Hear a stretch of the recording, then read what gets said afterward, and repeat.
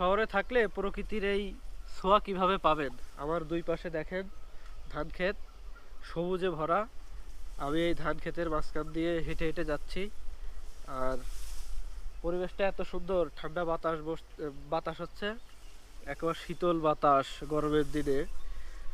আমরা শহরে থাকলে এটা আসলে মিস করি। শহরে গাড়ি ঘোড়ার প্রচুর বিকট শব্দ, এমনিতেও শব্দ দূষণের দেশ আমাদের বাংলাদেশ।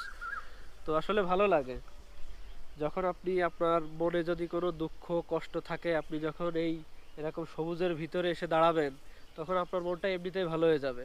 এজন্য আমরা প্রতিদিন বিকাল হইলে বের হই, একটু সময় নিয়ে ঘুরতে বের হই। অনেকদিন হয়তো বা ভিডিও করা হয় না, তো আজকে ভাবলাম একটু ভিডিও করি, আপনাদেরকে একটু দেখাই যে আমরা কোন পরিবেশে আসলে গ্রামের ভিতরে থাকি। আর আমার সাথে আছে আমার কাকা আসিফ।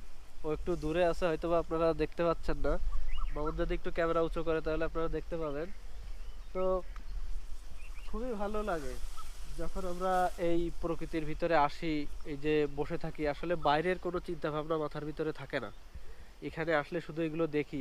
মানে আপনার যত দূর চোখ যাবে, আপনি যদি তাকিয়ে দেখেন, তাহলে শুধু এই সবুজে ভরা ধান খেতে দেখবেন।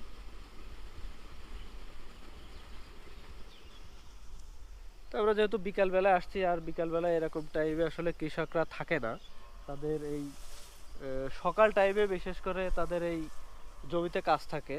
বিকাল টাইমে খুবই কম দেখা যায় না বললেই চলে। এই জন্য আরো বেশি ভালো লাগে যে মানুষজন থাকে না, নিরিবিলি পরিবেশে এসে এখানে বসা যায়। তো আমরা আস্তে আস্তে রাস্তার দিকে যাব। আর আমরা যেখানে আছি এই একেবারে মাঠের মাঝখান দিয়ে একটা পাকা রাস্তা।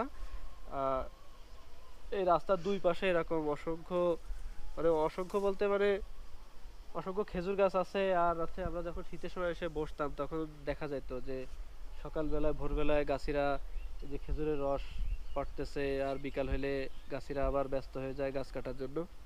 তো আমরা এখন পাকা রাস্তার দিকে যাব। মামুন যদি একটু দেখায় আপনাদেরকে এই পরিবেশটা কত সুন্দর।